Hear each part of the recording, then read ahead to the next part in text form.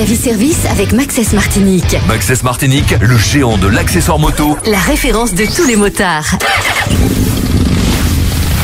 Maxès Martinique, le géant de l'accessoire moto, débarque en Martinique. Maxès Martinique. Venez découvrir votre nouveau magasin Maxès Martinique avec le choix, les conseils et un accueil chaleureux. Maxès Martinique, c'est au premier étage de Sun Moto, route de Kerlis à Fort-de-France. Ouvert du lundi au vendredi de 8h30 à 17h30 et le samedi de 9h à 13h. Plus d'infos, Facebook Maxès Martinique. Maxès Martinique, le géant de l'accessoire moto. La référence de tous les motards.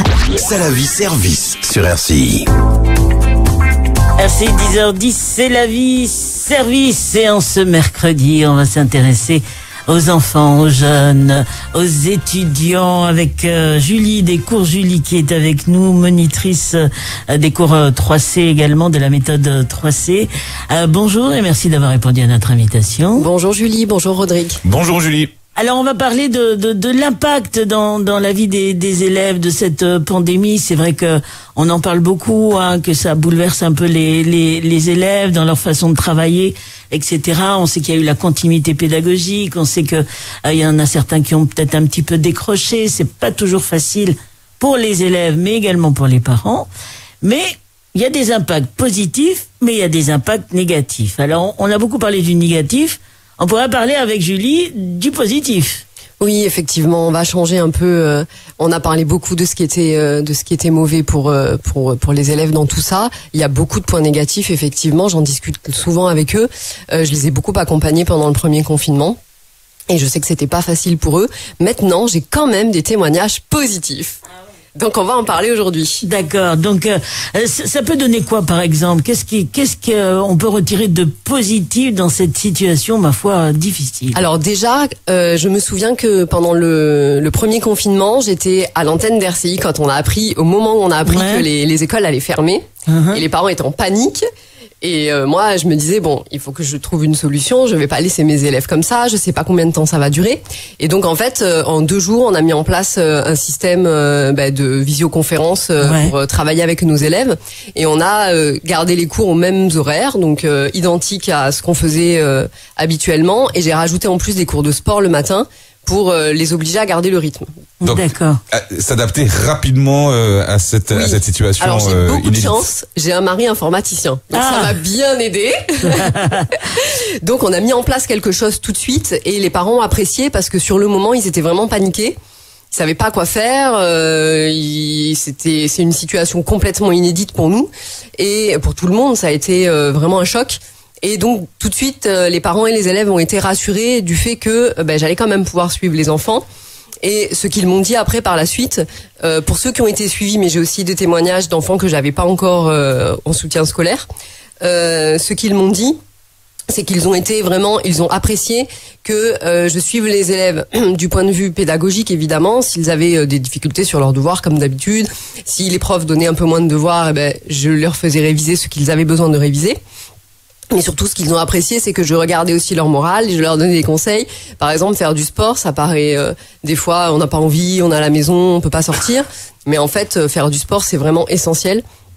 Et les élèves, comme ça, ont pu réussir à garder un rythme. Alors, le temps d'adaptation pour les cours Julie, bon, il a été assez rapide. Est-ce il en a été de même pour les élèves? Est-ce qu'ils ont pu s'adapter rapidement aux nouvelles à la nouvelle organisation? Ça dépend vraiment des élèves. D'accord. Alors en fait, j'ai des élèves qui n'ont pas du tout su s'adapter, qui étaient complètement perdus, qui sont en décrochage scolaire, et donc c'est pour ça aussi que en septembre j'ai eu des demandes de cours pour des parents qui se sentent complètement dépassés parce que les enfants étaient pour la plupart seuls à la maison. Ou alors les parents étaient travaillaient à la maison, mais c'était compliqué de suivre aussi les enfants. En télétravail. Puis, voilà. Puis des fois il n'y a pas suffisamment d'ordinateurs à la maison. Même si moi je suis des enfants privilégiés. Il y avait quand même des enfants et des parents qui me disaient on n'a qu'un ordinateur, donc on fait ce qu'on peut. Donc même pour suivre les cours avec moi, c'était compliqué. Et il y a aussi des élèves qui se sont super bien adaptés et qui ont apprécié cette période. Donc je vous lis le témoignage de la maman d'Anaé qui me dit que elle, sa fille, qui était en 3e, était en situation d'harcèlement et elle n'était pas du tout bien à l'école. Et en fait, pendant le confinement, le fait de plus être au sein de son établissement scolaire lui a permis d'être plus épanouie et d'avoir plus confiance en elle. Sa petite sœur, qui était en CE2, au début de la pandémie, donc quand on a commencé le premier confinement, elle a acquis plus d'autonomie, elle se réveillait, prenait son petit-déj et allumait l'ordinateur pour son cours de 8 heures en visio avec sa maîtresse. Les premiers jours, la maman faisait avec elle et rapidement, elle s'est prise en main. Elle s'est organisée seule pour faire ses exercices en avance. Et donc en fait, j'ai beaucoup de témoignages. On pensait pas en fait. Là, j'ai demandé à tous mes parents d'élèves et mes élèves, et je pensais pas. Et j'ai beaucoup de témoignages qui me disent que finalement, les élèves ont appris à s'organiser, appris à travailler plus efficacement, et ils ont appris à pas attendre en fait après le prof. Ils savent faire leurs affaires tout seuls. Il a fallu revoir également la méthodologie. Oui. Oui. Oui, tout à fait. Les élèves me disent également que ils ont complètement changé de méthode de travail. Alors, même si je leur donne des conseils, c'est pas toujours ça qui fait changer, parce que des fois c'est difficile de changer, ça fait peur le changement. Ouais. Donc même si, bon, pendant le confinement, je voyais avec chaque élève comment il pouvait s'organiser, à quelle heure il se levait, comment il se sentait, la fatigue, etc. Et je leur donne des conseils adaptés à chacun. Ouais. Mais malgré tout, ils n'arrivent pas toujours à suivre les conseils. Des fois, ils me disent « Oh là là, je suis désespérée, j'y arrive pas. Les profs donnent trop de devoirs, par exemple. » Il y a eu l'inverse aussi. Mettre en place un emploi de temps, c'était compliqué pour eux aussi, organiser la journée, c'est ça. C'était compliqué parce que faire cours aux heures habituelles, c'est pas évident. Surtout qu'on sait que l'horloge biologique des ados, ce serait plutôt de se coucher tard et de se lever tard. Ouais, c'est vrai. Et on les fait se lever pour 7h, 8h. Il y en a qui se lèvent à 4h, 4h30, certains de mes ados, des collégiens ou des lycéens. Donc c'est normal. Mais oui, c'est normal qu'ils soient fatigués. Ah oui. C'est normal qu'ils me disent bon en cours je dors et puis arrive à la maison j'arrive pas à travailler. C'est pas leur rythme. Donc en fait le point positif de tout ça c'est que certains élèves, pas tous parce qu'aussi il y a des profs qui ont gardé les cours à 7h, il y a des profs qui ont gardé les mêmes horaires. Il y en a d'autres qui ont changé. Enfin tout dépend de l'organisation des établissements scolaires et des enseignants. Mais il y a des élèves qui se sont sentis vraiment moins fatigués et puis pouvaient organiser leur temps à leur guise. Oui, la dernière fois qu'on s'est vu, on avait mis l'accent d'ailleurs sur l'emploi du temps, enfin l'organisation, la planification avec quelques conseils que tu avais donnés. Est-ce que ces conseils ont été mis effectivement en pratique et ils ont donné, j'imagine, de bons résultats? Oui, alors là, ce qui se passe aussi cette année, c'est qu'il y a eu certains établissements où les enfants, les élèves, les lycéens, pas les enfants, pardon, les lycéens. Ils n'ont pas aimé. Oui, non, excusez-moi. Non, mais ils savent comment je les aime et comment je les respecte, ils m'en voudront pas. Non, les lycéens ont eu dans certains établissements, ils ne travaillaient ils allaient en classe que 3 jours par semaine pour réduire les effectifs.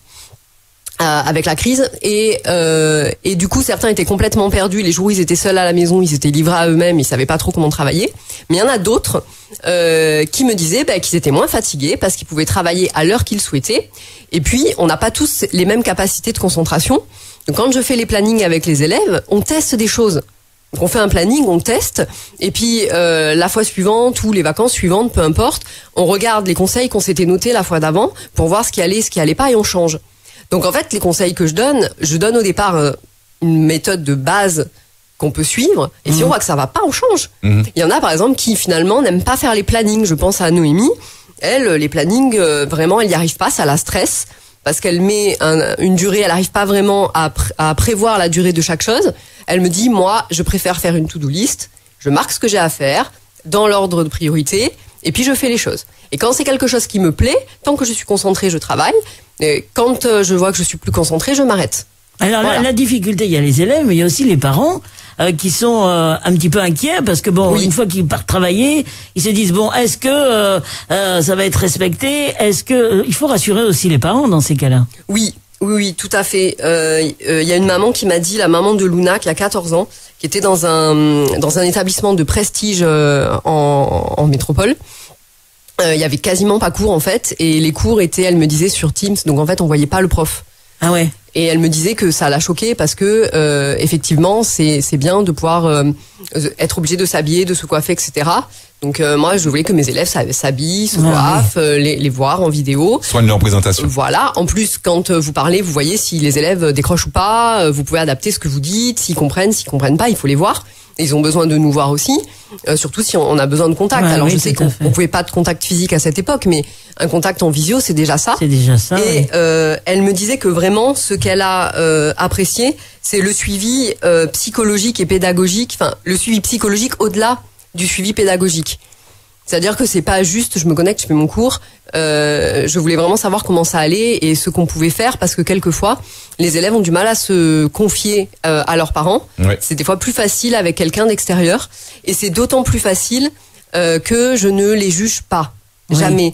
Et quand c'est votre enfant, c'est difficile de pas juger et de pas avoir d'attente. Et donc c'est un des principes que j'ai appris avec Michel Dredemi, la fondatrice de la méthode 3C, c'est la bienveillance. Voilà, je ne juge pas, les élèves peuvent me donner leurs notes, peuvent me dire qu'ils n'ont pas travaillé, peuvent me dire qu'ils n'y arrivent pas, qu'ils sont fatigués, c'est ok. D'accord. On va inviter bien sûr les parents, on est mercredi, les élèves, les étudiants, les collégiens. Vous pouvez nous appeler pour nous dire comment ça se passe de votre côté. Et au 63 12 12 juste après la pause. C'est la vie service sur RCI. C'est la vie service sur RCI. C'est la vie service avec vous au 63 12 12. N'hésitez pas à poser de vos questions, à apporter vos témoignages concernant l'impact de cette crise sanitaire sur bien les cours des enfants. Comment ça se passe pour vous? On parle du côté positif avec Julie des Cours Julie, et la visio, vraiment, c'est un outil qui a fait ses preuves, et il y a beaucoup de positifs dans cette façon de communiquer avec les enfants durant cette période de crise sanitaire. Oui, c'est ça. Alors pendant le confinement, on n'avait pas le choix, on travaillait en visio bien évidemment. Mais après, on s'est rendu compte que finalement, ça pouvait être pratique. Par exemple, le samedi, les élèves sont chez eux, moi je suis chez moi. Ils ne viennent pas comme les autres jours en sortant du lycée. Donc ils sont contents finalement de pouvoir travailler directement chez eux. Ils me disent que ça évite aux parents de faire le taxi. Ouais. Et les parents me disent que ils sont contents parce que ils gagnent du temps.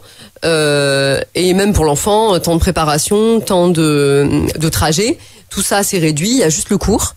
Et alors, ce que me dit quand même la maman de Jade, donc il y a l'avantage effectivement de ne pas faire le taxi. Et par contre, elle a remarqué pour sa fille que ça doit pas durer trop longtemps parce que ça demande plus de concentration. Ouais. Alors, et effectivement, j'ai remarqué que les élèves sont plus concentrés quand ils travaillent en visio. Donc sa fille fait 1 heure maxi et elle fait 1 autre heure dans la semaine à un autre moment. Et elle me dit que l'élève est plus sollicité, donc quand même un peu plus fatigué à la fin du cours. Et donc le 100% visio, c'est pas l'idéal, bien évidemment. Quand on n'a pas le choix, c'était comme ça. Et donc elle dit que le manque d'interaction avec l'enseignant peut être gênant.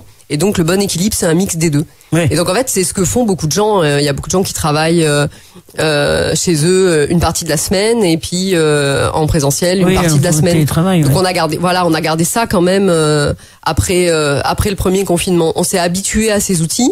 On a vu que finalement ça fonctionnait et on y était obligé. Oui. Mais là maintenant on se dit que ça peut être sympa de temps en temps. Et j'ai même des cours de méthode 3C qui peuvent se faire en visio si les élèves habitent loin ou qu'ils ne peuvent pas venir. Il y a même des élèves quelquefois qui au dernier moment ont un souci. Si j'ai la possibilité, je les connecte en visio, ils peuvent faire leur cours quand même. Donc ça, c'est quand même quelque chose qu'on a gagné par rapport à avant. On n'aurait jamais pensé à faire ça auparavant. Ce qui est intéressant également, c'est que il y a quand même cette notion de ponctualité qui est là, parce que bon, c'est vrai qu'on se déplace plus pour aller à l'école, mais il y a une ponctualité, c'est à telle heure. Oui, et puis tu le disais, il y a aussi la présentation. Il est hors de question de se présenter en visio en t-shirt, pyjama, chemise de nuit, etc. Je veux dire, il y a ça paraît, ce sont des détails qui ont leur importance. Oui, tout à fait. Parce que les enfants, le fait de faire de visio, de pas se retrouver à l'école, ils peuvent peut-être se dire bon c'est pas grave. Non, il y a de la rigueur, il y a de la discipline, et puis il y a de la concentration. Voilà, tout à fait. Et en fait, le fait de faire en visio, donc effectivement, c'est le cours est toujours à telle heure, la même heure, l'heure prévue, et c'est pas comme si on fait un enregistrement qu'on regarde plus tard. Hein. Ouais, c'est ça. C'est ce que tu disais, ouais. Ça n'a rien à voir parce que là, un enregistrement qu'on regarde plus tard, en fait, au final, on regarde pas quoi. Ouais, on se dit qu'on va le faire plus tard et on le fait pas. Là, le cours il a lieu à telle heure, il faut être là. De toute façon, bon, à part la méthode 3C, les cours, j'ai besoin que les élèves soient là et qu'ils m'entendent et qu'on interagisse, etc. Et il y a un autre avantage aussi, c'est que je vois plus facilement les parents parce que on a tous des emplois du temps vraiment chargés. Et quand je voudrais faire un point avec les parents au bout d'un mois, un trimestre, pour voir un peu ce qui va pas, etc., eh ben, on peut se donner rendez-vous en visio. Est-ce que c'est plus facile. Est-ce que cette nouvelle organisation, cette nouvelle façon de travailler, en tout cas ce qui a été mis en place à partir du confinement, est-ce que ça a tissé d'autres liens? Oui. Parce que là, le rapport humain, il est cassé. Oui. Enfin, le contact qu'on peut avoir en présentiel, il n'existait plus puisqu'on se voyait via des écrans. Est-ce que ça crée de nouveaux liens? Une nouvelle façon de percevoir l'autre? Oui, tout à fait. Les élèves m'ont dit que, alors par rapport à moi, je ne sais pas parce que j'ai déjà un lien assez fort avec mes élèves, mais par rapport aux enseignants de primaire, collège, lycée, oui, les élèves m'ont dit que ça, avec certains enseignants, le contact a été plus proche, les enseignants se sont plus intéressés aux difficultés des élèves. J'ai une amie prof d'SVT, ma petite sœur est prof d'espagnol aussi. Elles m'ont dit que elles s'intéressaient davantage aux élèves, elles ont davantage discuté avec eux et elles sont davantage allées les chercher quand ils ne se connectaient pas, essayer de comprendre ce qui se passait. Alors c'est peut-être plus difficile pour des enfants du primaire, non? Oui. Comment ça se passe concrètement? Pour les primaires, c'était plus difficile, d'autant que en visio, les élèves m'envoient leurs exercices au fur et à mesure qu'ils les font. Parce que bon, moi, je fais pas un cours magistral. Les élèves me disent ce qu'ils veulent faire. Je leur fais faire des lectures actives de leur cours, donc lire le cours avec un stylo à la main, pour que le cerveau soit en mémoire de travail et donc qu'ils retiennent ce qu'ils lisent. Parce que sinon, je leur ai déjà dit, vous avez remarqué, vous lisez 3 fois le cours, vous n'avez rien retenu et vous relisez parce qu'en fait, vous avez perdu votre temps à lire. Parce que vous n'avez pas donné quelque chose à faire à votre cerveau. Et ensuite, je leur fais faire des exercices et ils me les envoient par WhatsApp et je corrige tout de suite. Et j'ai un tableau blanc avec une tablette pour écrire dessus. Du coup, tout le monde y gagne parce que qu'on soit auditif ou visuel, on y gagne avec la vidéo. Oui, c'est ça, bah oui. Chacun trouve son compte. Oui, puisque j'ai le tableau, je peux parler, ils peuvent écrire. Alors par contre, les primaires, l'inconvénient, c'est que ils n'ont pas forcément le téléphone des parents pour m'envoyer les photos par WhatsApp. Ah oui. Donc, et les primaires, c'est ceux que j'ai le plus besoin de vérifier leur travail. Parce que quand je fais la correction, ils disent oui, j'ai corrigé. Mais par exemple, une dictée, il y a un mot sur 2 qui est pas corrigé. Ah oui. Ils font de leur mieux, ils font pas exprès, mais il faut que je vérifie. Et donc des fois ils me mettaient la feuille sur la caméra, mais si la caméra a une mauvaise qualité, s'il bouge, j'y vois rien. C'est compliqué, ça va être compliqué. Donc ça c'était vraiment un inconvénient et c'est vrai que les primaires ont beaucoup plus de difficultés à rester longtemps devant l'écran, donc il faut beaucoup varier. On réduit la durée ou bien on fait Là, des j'ai pauses, pas comment ça réduit, se passe? mais j'ai beaucoup varié en fait les activités. Un peu de maths, un peu de français, on faisait la course, on faisait un jeu, etc. Et donc du coup, ils se prenaient au jeu et c'était, ça allait, on y arrivait. Et puis de toute façon, après, il y avait déjà de base, on travaille pas longtemps avec les primaires, pas plus d'1 heure, 1h30. Avec quelquefois une pause s'ils ont besoin. Mais une pause, ça peut être lire, ça peut être faire des calculs mentaux, ça peut être ça aussi la pause. Et après, ils avaient la pause goûter qu'ils faisaient seuls chez eux, les pauvres.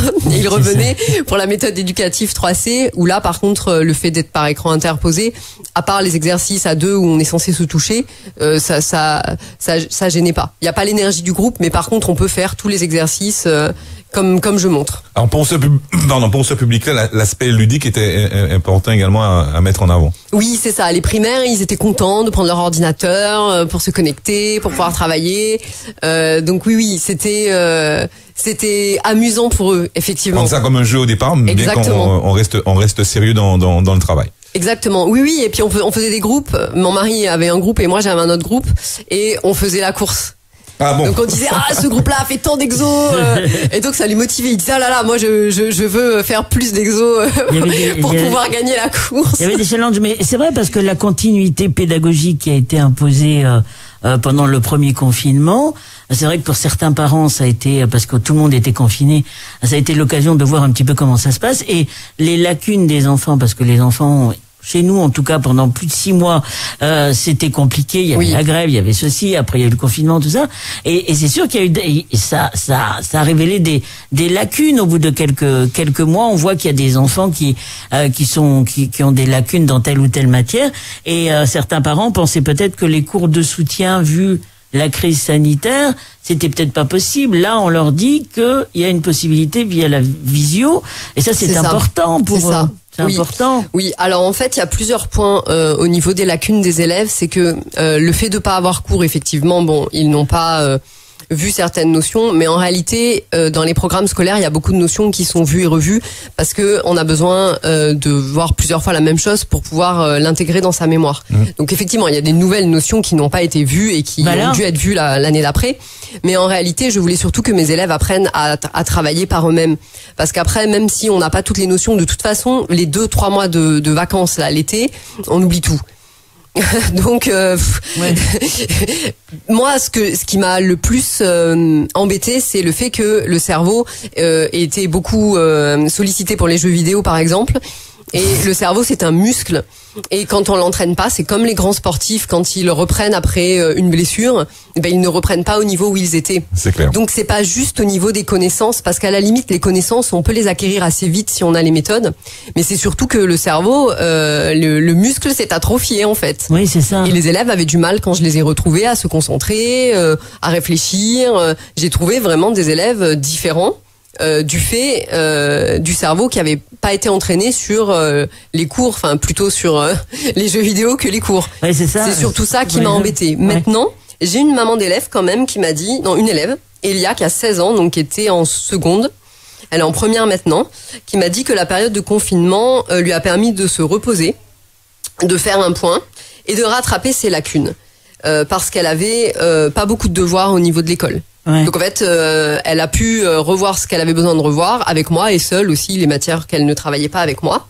Et elle m'a aussi dit que la pandémie en général m'a permis de réaliser que personne n'est éternel et qu'il faut profiter des personnes qui sont là. Il y a du bon. Voilà. Voilà. Et cette élève, maintenant, elle a, je sais plus, 16 ou 17 de moyenne en maths. Donc je lui dis, bah tiens, fais un peu de français à la place des maths parce que c'est bon là, les maths, tu gères. Et elle prend des cours en visio le samedi et elle me dit qu'elle est contente parce que elle n'a pas besoin de déranger ses parents. Et en plus, ça lui permet de faire tout ce qu'elle a à faire tout de suite après le cours. Donc elle arrive à boucler plus vite ses devoirs. Alors après la pause, on va parler d'un aspect, puisqu'on parlait des lycéens. C'est vrai que la donne a changé pour le bac, etc. Il y a du contrôle continu, on n'arrête pas d'en parler. Et là aussi, c'est une pression pour le lycéen, parce que là, il faut des constances, quoi. Il faut pas, c'est pas ponctuel. Là, l'examen, ça passe ou ça passe pas. Là, c'est un contrôle continu, donc il faut que les résultats soient bons, moyens ou bons ou excellents, pendant pas mal de mois. Et ça va être la grosse difficulté et une source d'inquiétude pour les lycéens. Oui, on va en parler. Et on en parle donc, on Ouais. en parle après la pause et puis on reviendra également sur la méthode 3C. 10h34. C'est la vie service sur RCI. C'est la vie service sur RCI.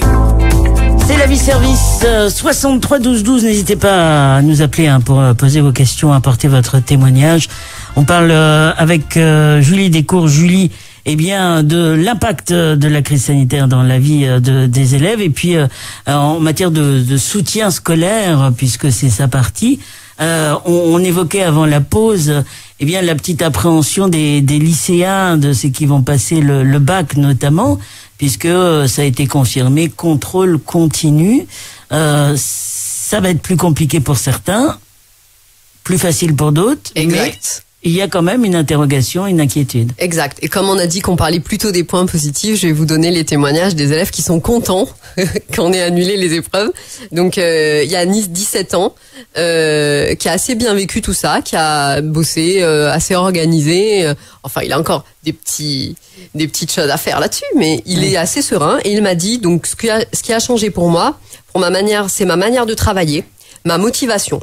J'ai pu me rendre compte qu'il fallait que je m'y mette, même si ça ne paye pas forcément cette année, je sais que ça me servira pour plus tard.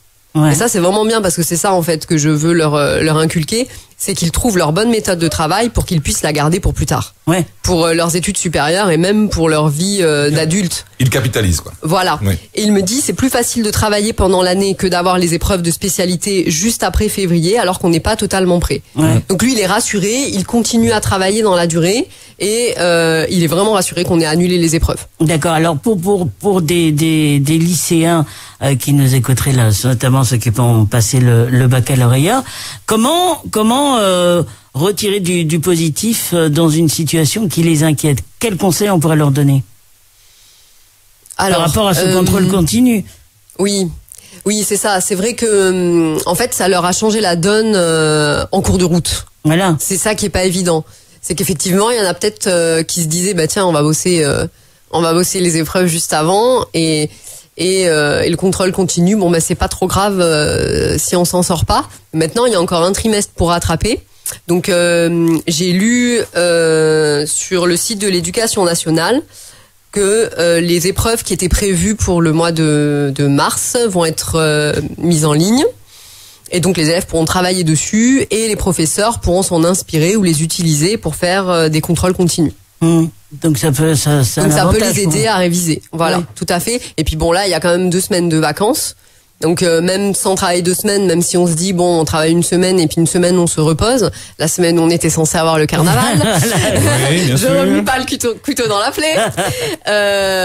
Les élèves s'organisent. Donc là, cette semaine justement, je suis en train de faire leur planning de vacances avec eux. Donc il y en a qui ont des stages avec moi la semaine prochaine justement pour réviser les épreuves de spécialité, pour pouvoir augmenter leur moyenne de contrôle continu. Mais il y en a d'autres qui font pas de stage avec moi, mais on fait leur planning et puis ils s'organisent pour réviser et puis préparer les contrôles qui viennent après. Donc je pense que là, vraiment, je sais que les élèves sont fatigués en ce moment. Tout le monde d'ailleurs est fatigué en ce moment. Je confirme. Et donc je pense que là, le point positif, c'est qu'il y a 2 semaines de vacances. Donc ils vont pouvoir et se reposer et travailler pour leur contrôle continu. Alors on va revenir sur la méthode 3C. On en parle depuis 10 heures. Alors de quoi s'agit-il? Rappelons un petit peu de quoi il s'agit. Alors la méthode 3C, concentration, calme, contrôle. Elle a été complètement fondée et construite et imaginée par Michel Dredemi, qui était infirmière en hôpital psychiatrique et prof de yoga, entre autres. Et en fait, c'est basé sur les principes de la bienveillance, que je disais tout à l'heure, ne pas juger. La structure, donc on donne un cadre à l'enfant et il évolue dans ce cadre, parce que le cadre, ça rassure. Il vaut mieux qu'il y ait trop de cadre plutôt que pas assez. Pour l'enfant, il est moins perdu comme ça. Et au moins il sait quand il sort du cadre ou pas. Et il sait où il doit évoluer. Où est-ce qu'il peut évoluer? C'est l'adulte qui fixe les limites. Et l'amour, l'attention qu'on donne à l'enfant et l'attention que l'enfant se donne lui-même pendant la séance. Et c'est une méthode qui a fait ses preuves? Ah oui, oui, ça fonctionne vraiment très bien. Donc en fait, les 3C, c'est concentration, calme, contrôle. Et le principe, c'est de travailler sur les connexions neuronales, donc la plasticité du cerveau. On crée de nouvelles connexions. Et en fait, il y a une monitrice qui est aussi formatrice, Marilyn Sylvestre, qui a travaillé avec un enfant qui ne marchait pas à cause d'une maladie grave. Et en fait, le fait de lui faire imaginer qu'il allait marcher pendant des relaxations, le cerveau imagine, crée des connexions neuronales. Et puis le lendemain, l'enfant s'est levé et a fait quelques pas. Donc ça peut être un travail de longue haleine pour cet enfant-là, c'est un travail de longue haleine. Ça peut être aussi une seule séance. Alors ça c'est j'adore raconter cette histoire parce que j'en reviens toujours pas moi-même. Une enfant, sa maman m'avait appelée en me disant je ne sais pas quoi faire.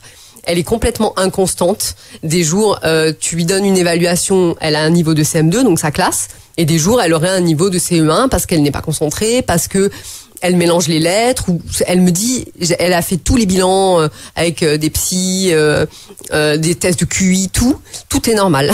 Ouais. Et elle me dit, je comprends pas, je suis perdue, je sais pas quoi faire. Je dis, écoute, on peut essayer. On va faire une séance méthode 3C. D'ailleurs, c'est pas moi qui l'ai faite, c'était Elisa Béliard, en individuel, du coup, puisque on m'a annoncé tellement de soucis. Je me suis dit, bon, je vais l'envoyer à quelqu'un qui fait de l'individuel, ce que je ne fais pas. Et tout de suite après la séance, elle avait une évaluation de maths avec moi et tout était nickel. Ah oui. Donc je dis à la maman, bon, on va voir si c'était un jour avec, et puis peut-être les autres jours où elle viendra avec moi, ça sera un jour sans, je ne sais pas. Et en fait, c'est resté un jour avec tout le temps. Ah, bah c'est bien. Et donc elle a fait une année de cours et de méthode éducative 3C avec moi, et nickel. Donc c'est assez impressionnant, une seule séance et tout a changé en fait dans son comportement en une seule séance. Donc c'est une méthode qui, pour des parents qui nous écoutent, qui pourrait aider un enfant qui se trouve dans quel type de situation et de difficultés scolaires? Alors en fait, ça aide tous les enfants, même les enfants qui n'ont pas de difficultés scolaires, même les adultes d'ailleurs, parce que ça nous aide à nous détendre. On a des outils pour pouvoir justement gérer nos émotions, donc la colère, le stress. Peu importe, ça nous donne des outils, on sait quoi faire à quel moment dans la vie de tous les jours. Et ça permet d'équilibrer les 3 plans, ça c'est pour les adultes, mais bon aussi pour les enfants et les ados. Corps, cœur, cerveau, donc le plan émotionnel, le plan physique et le plan intellectuel. Et on a des outils concrets. Donc les outils, on les utilise. Par exemple, là, je suis énervée. Ça m'est arrivé une fois, j'étais énervée en cours, et mes élèves m'ont dit, Julie, va faire un bûcheron. Ça va te faire du bien.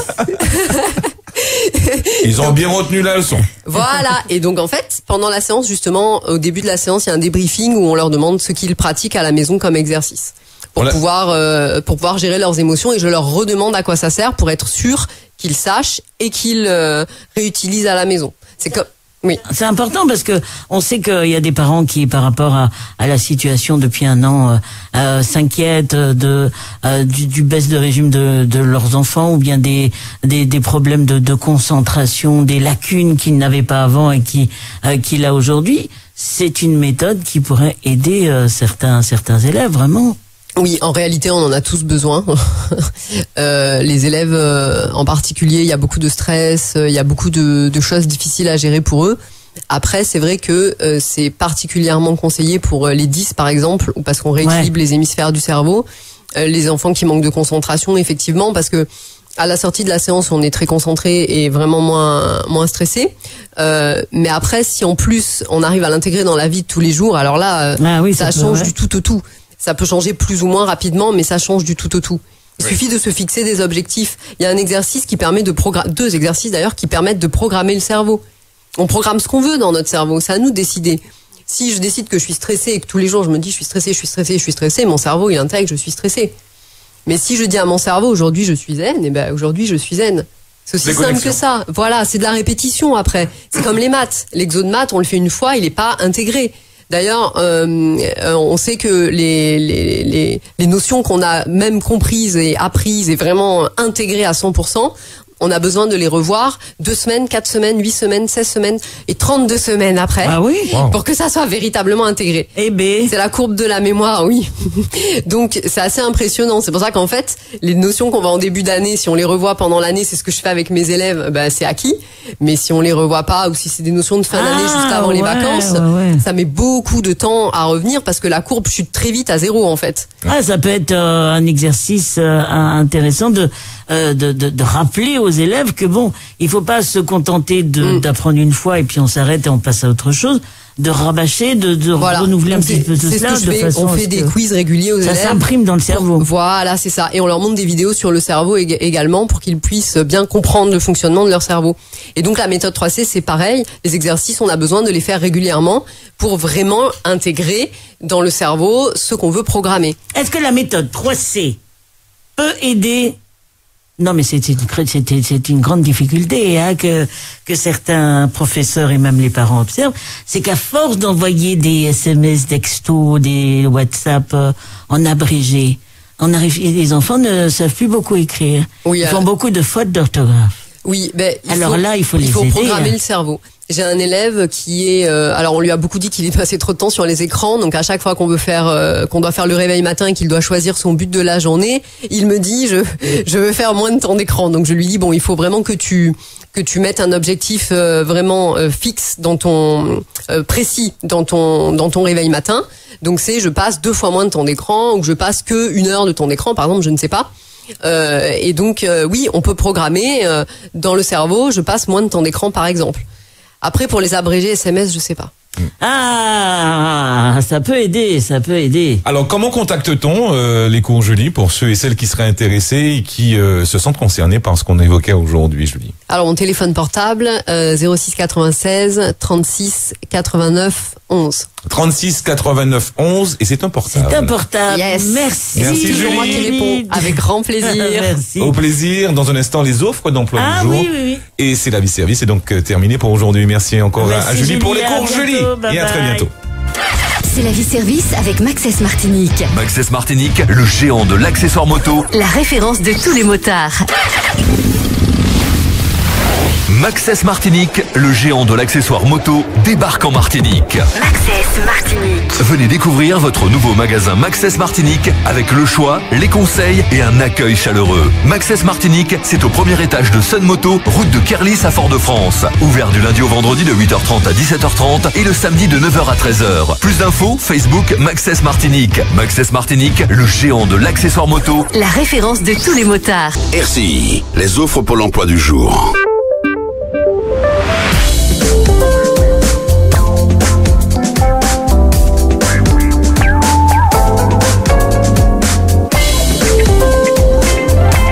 RCI 10h51, les offres d'emploi, on s'y intéresse sans plus tarder. On va commencer par la première offre. 108 LNBC, formateur deuil et fin de vie, homme ou femme. Nous recherchons un professionnel indépendant disposant d'une expérience de terrain et pédagogique significative, si possible ayant suivi une formation de formateur. La thématique qui nous intéresse, deuil et fin de vie, sous la direction de la responsable pédagogique. Vous concevez les contenus pédagogiques et le déroulement de la formation adapté aux objectifs fixés. Animez les sessions de formation, définissez et mettez en œuvre les dispositifs d'évaluation à chaud et à froid. Assurez le suivi des performances des stagiaires et mettez en place des actions en fonction des difficultés rencontrées. Nature de l'offre, profession indépendante, horaire 25 € de l'heure, expérience exigée de 2 ans. Pour postuler à cette offre, veuillez vous positionner avec votre compte Pôle emploi. Deuxième offre numéro 109, JNMW, éducateur spécialisé homme ou femme. Alors, ce poste nécessite les qualités humaines et professionnelles pour l'accompagnement des personnes déficientes mentales. Il faut une bonne aptitude au travail en équipe pluridisciplinaire, assurer la mise en place et le suivi des projets. L'emploi s'exerce dans un établissement médico-social et l'activité s'effectue en contact d'un public de personnes handicapées. Il faut justifier d'un diplôme d'état d'éducateur spécialisé. Contrat de travail à durée indéterminée, expérience exigée 1 an, salaire convention collective 66, 35 heures, formation exigée, diplôme d'éducateur spécialisé ou Bac+3, Bac+4 ou équivalent. Lieu de travail, le Lamentin. Pour postuler à cette offre, veuillez donc vous positionner sur votre compte Pôle emploi. Voilà donc pour les offres d'emploi de ce mercredi. Dans un instant, l'actualité revient sur RCI. La dernière partie de notre rendez-vous, c'est la vie. Réagissez entre 11h et 12h. RCI, les offres Pôle emploi du jour.